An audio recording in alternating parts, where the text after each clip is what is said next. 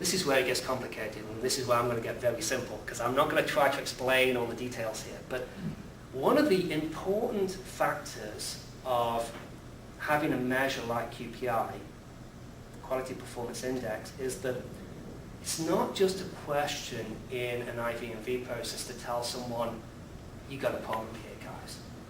In fact, you have to go further than that. You have to say, not only have you got a problem, but you've got a problem which is pretty big. I mean pretty big by the fact that it is a 20% problem, or a 60% problem, or a 100% problem. You have to have a metric. And that's the reason why we spend a lot of time talking about these metrics, because one thing that I found in my past, I'll give you an example. I've done a lot of ERP deployments, way too many in my lifetime.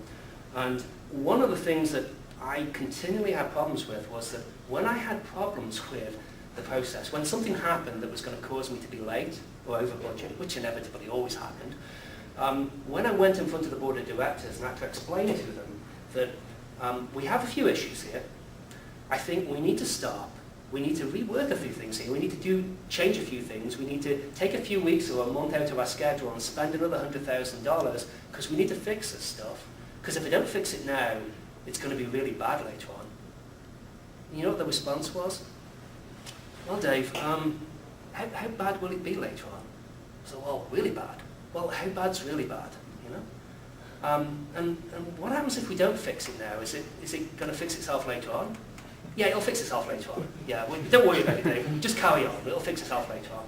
Has anybody been in that situation before? Unfortunately, it happens all the time. The thing that occurred to us was I couldn't give them something specific. I spent years not being able to give them something specific. So the first thing that happened when I started to work with large ERP deployments with Lighthouse is say, I've got to have something that gives me some quantity around this. I also got to have something that gives me some prediction. Tells me how bad is it now? How bad will it be in the next phase of the project? How bad will it be if the customer finds this, if the user finds this?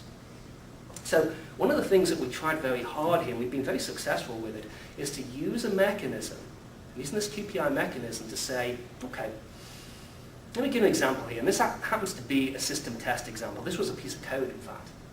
What we did is we went out there and the customer said to us, you know, I'm going to be finished in a month. Everybody time boxes this stuff. You know, it's like, you know, we can time box testing.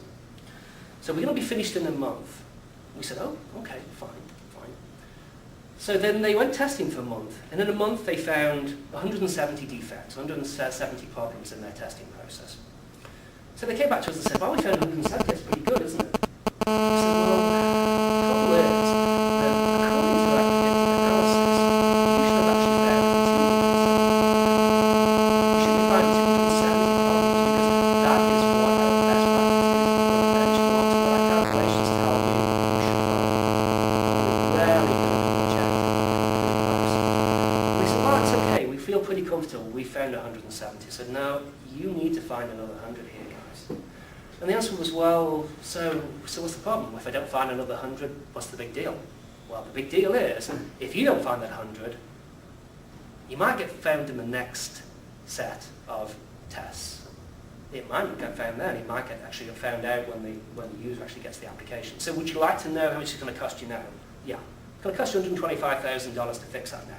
Of course, everybody throws their hands up and says, 125,000? If you leave it till the next phase, it's going to cost you 625,000. If you leave it till the next phase, it's going to cost you 3 million. If you leave it till the next phase, it's going to cost you 15 million. You can imagine that the response immediately was, well, I think we can probably extend this a little bit longer to find a few more defects. That is the sort of information which is very, very important because it's real information that people can make real action based upon. They know how much it's going to hurt.